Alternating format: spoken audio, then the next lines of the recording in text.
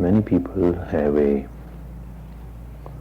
notion about enlightenment as something that happens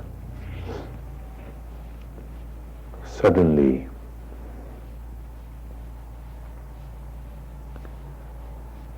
that if you try to meditate hard enough,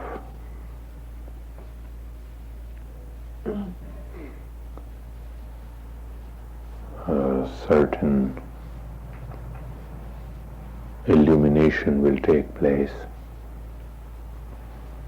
and lo and behold, you are enlightened.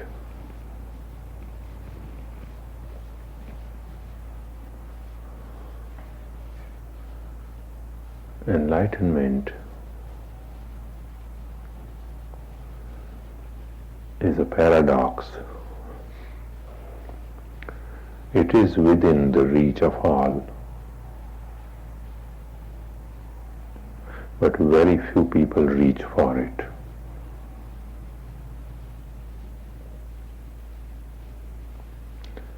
Grasp that.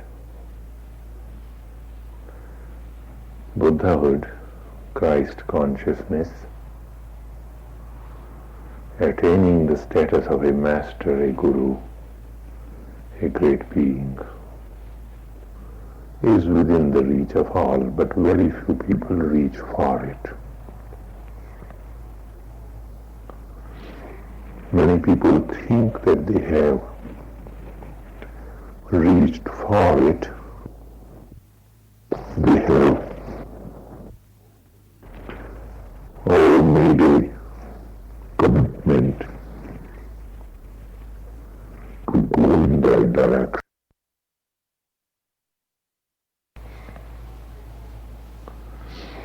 Many people think that they have reached for it. They have made a commitment to go in that direction. But when the real test comes, they abandon the path. They try some other highway, some other byway, some other road, some other lane,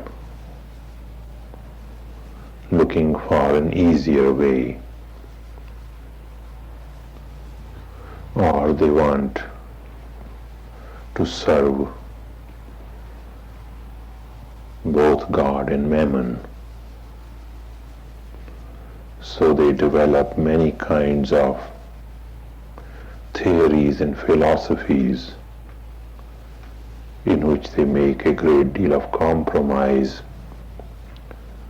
with the temptations and the desires for the world. They want to remain bound to the experiences of the world of space, time, and causation, and yet they want to be free of it. And when they have the choice to be free, they are drawn back to the world of space, time, and causation. When they are in the world of space, time, and causation, they are complaining all the time that they would like to reach for God. There are many problems, there are many obstacles on the path. The gurus and teachers have only one use, and that is to push you over the verge.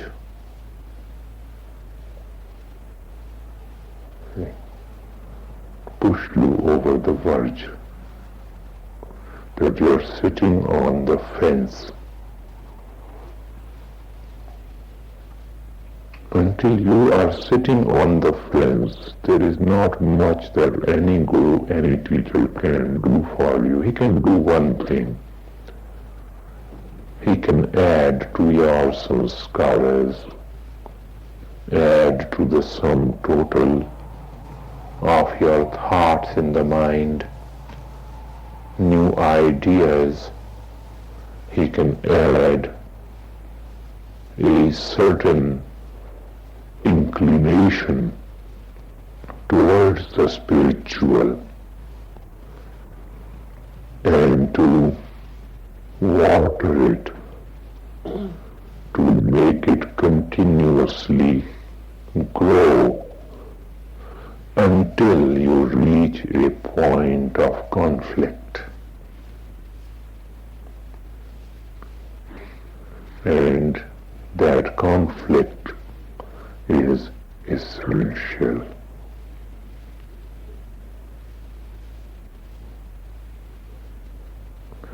Majority of people see the conflict coming, they run away.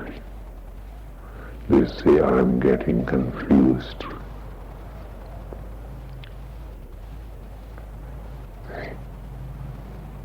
You must come to a point where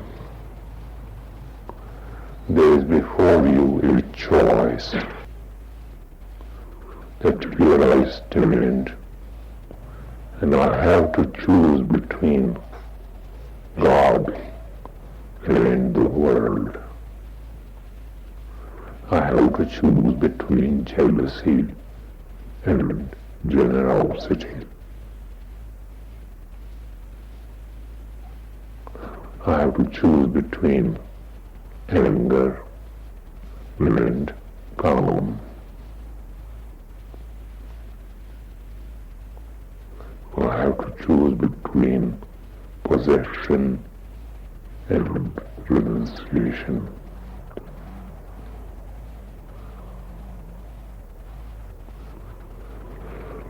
When such a choice comes before you, you see a conflict coming from the distance. Dr. Arya says, remain free of mind-altering drugs. I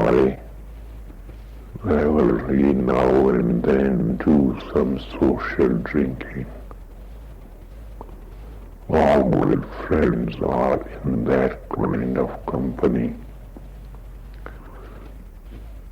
I can take this man Arya literally and stop that social drinking completely and lose all my friends and gain new friends in the meditative company. Or I can stop going over to the meditation center and enjoy myself.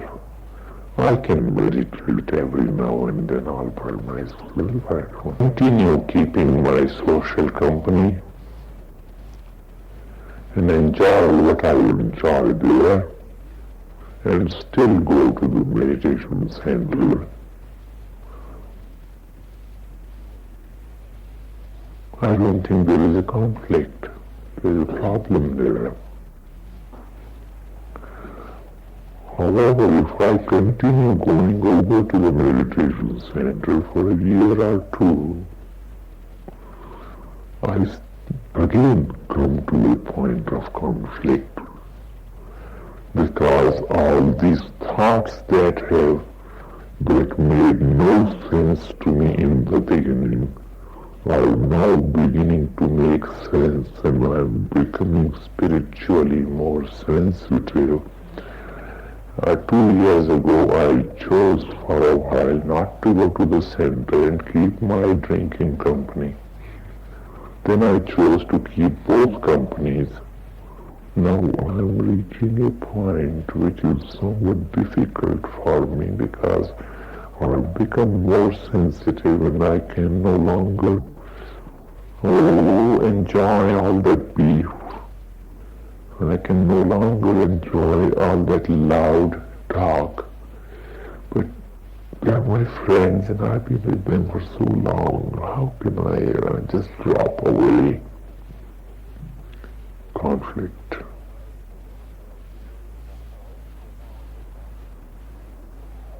That conflict is the soil of progress.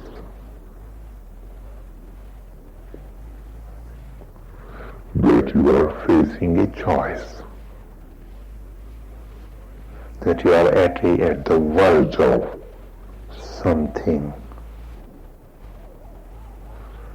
If you are brave, if you are courageous, if you are strong, if you have what the Buddha called the Virya Paramita, an inclination to the perfection of virility, meaning strength, a quiet mental strength, you have that, then the conflict does not frighten you and you go bravely towards it like a warrior going into the battlefield. Because it was said in the Upanishads, Nayam Atma Balahinena Labhya. This self is not to be found by a weakling.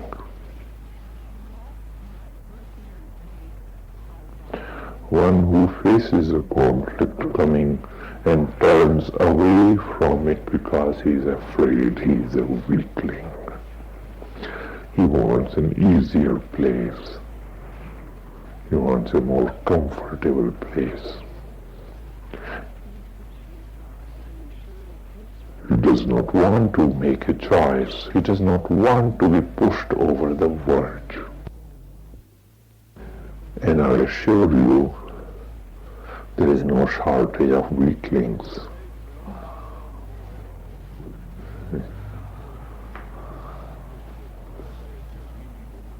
Now, when you have done this many times in your life, your strength grows.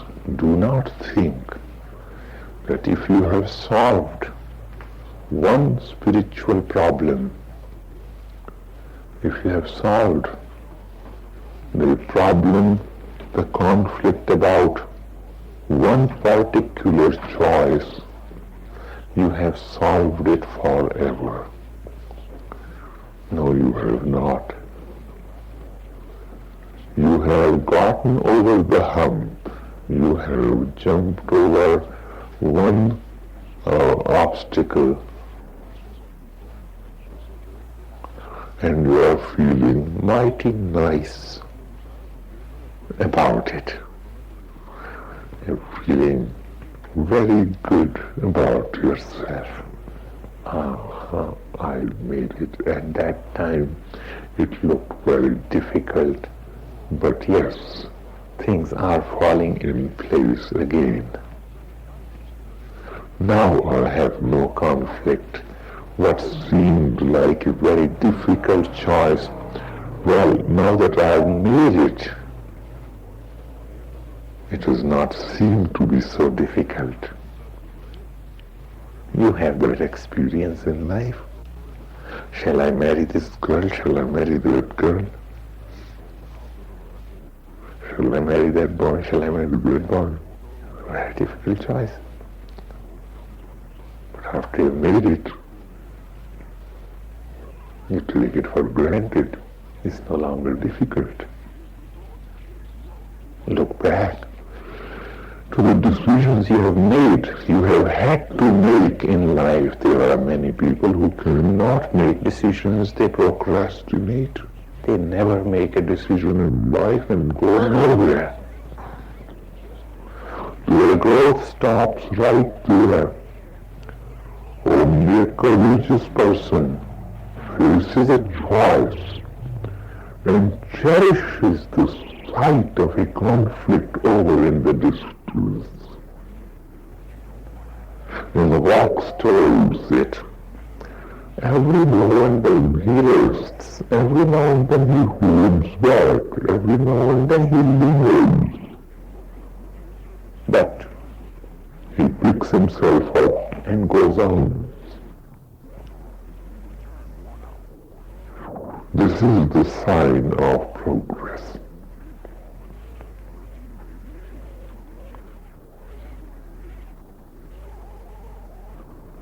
People think that the gurus and the teachers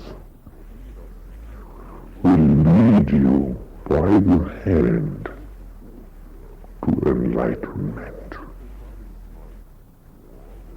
That they would save you from situations of conflict. No, they will push you into situations of conflict. That is why Jesus said, "I have come to bring you a sword." What is that sword?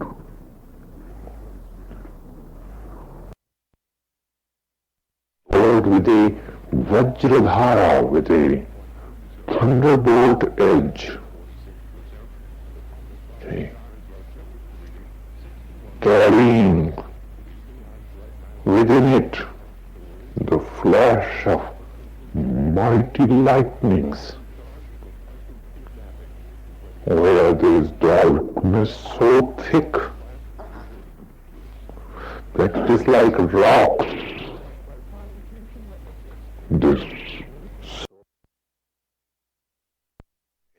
cut through those rocks like a hot knife through butter. The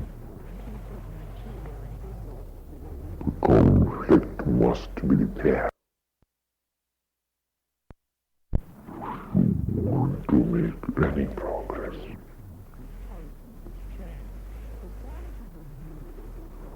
And if you have left one conflict behind, as you have, then cherish the thought of the next conflict coming.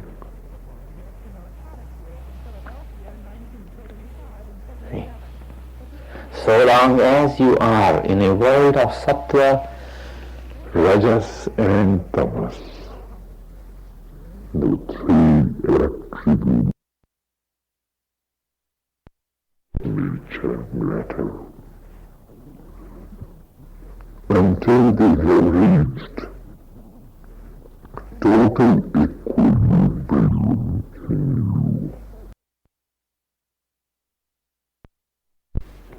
The conflict in your mind among the tendencies that are sattvic, rajasic or tamasic will continue. Whether it is on a downward path or it is on an upward path, that is the first choice you have to make.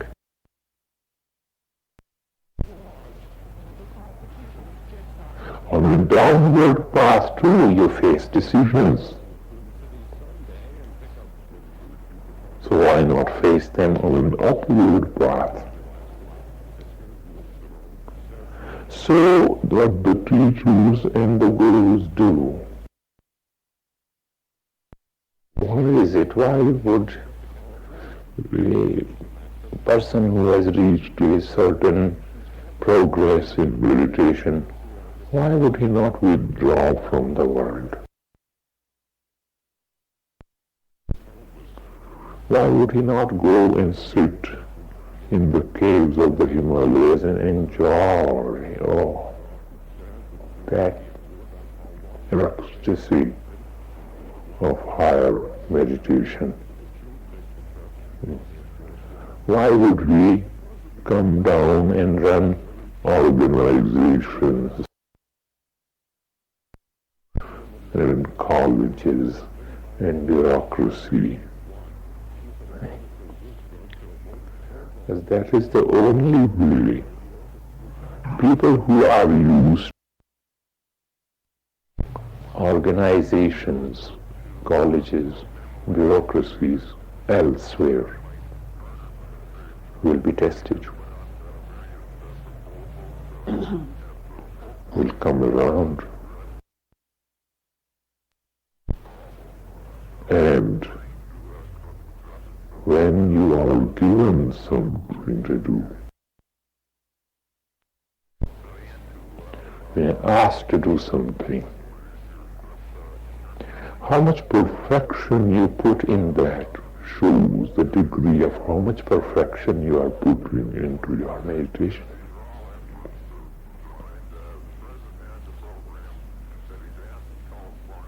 How picky you are about ordinary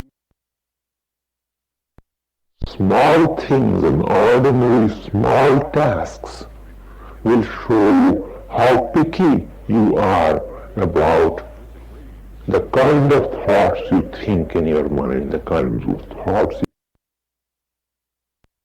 of yourself.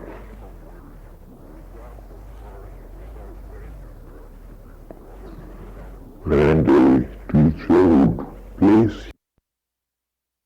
difficult situation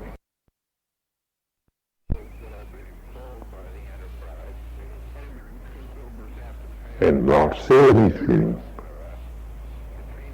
And you should understand that now you must get out of that difficult situation by your own power and come out triumphant.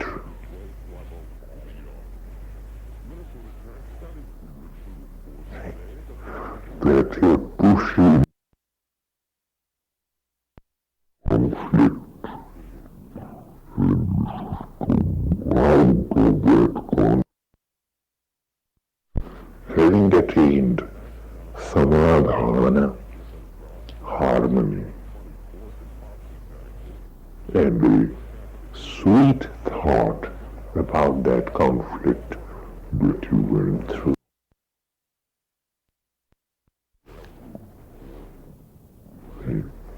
What a way progress it was.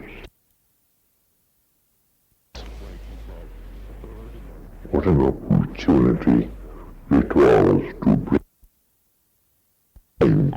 one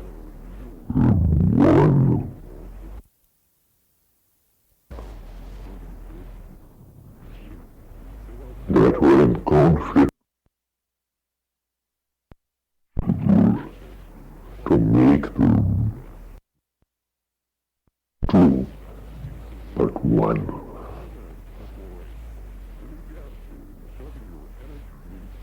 Understand?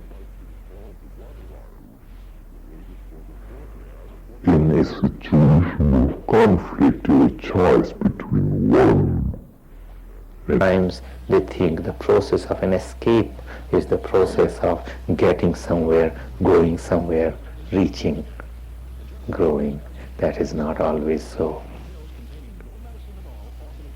To be ruthless with oneself in this process of discrimination and constantly examining oneself.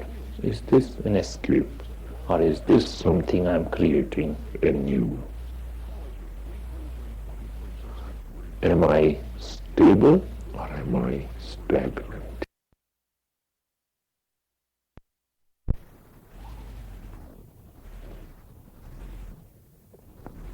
And